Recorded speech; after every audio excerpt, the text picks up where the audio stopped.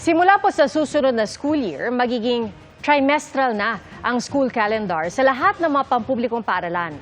Nakatutok si JP Soriano. Abala sa flag retreat ceremony, si Teacher Ronald nang abutan namin bago mag-uwian sa isang pampublikong paaralan dito sa Makati City. At kahit Friday, pag-uwi raw sa bahay, magcha-check pa ng assignment si teacher, gagawa ng lesson plan, at maghahanda ng quarterly exams. Sa test constructions pa lang, talagang we really need to give ample time in making the questions because we're going to make the table of specifications. And then even the subjects itself. Hindi raw reklamo, kundi pag-aalala ang nararamdaman niya na baka hindi kayaning ipasa ng lahat ng mag-aaral ang 4 na quarterly examinations.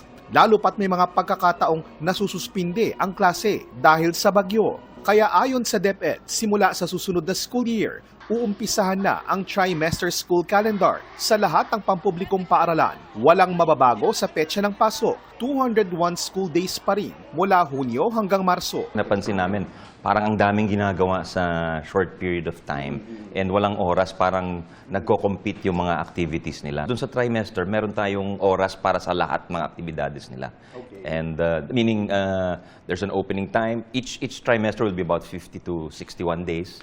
Wala ring babaguhin sa curriculum at subjects. Ang babawasan daw ay ang mga aktibidad na umaagaw sa aktwal na pagtuturo ng leksyon na ayon sa latest EDCOM review ay tulad ng pagdalo sa National Schools Press Conference, palarong pambansa at National Festivals of Talents. Iiwasan na natin yung masyadong magpa-participate sa mga during that time, dapat ang focus talaga is academic activity. Overburden yung teachers, there's too many activities, there's too many missed days, too many overlapping activities during the school year.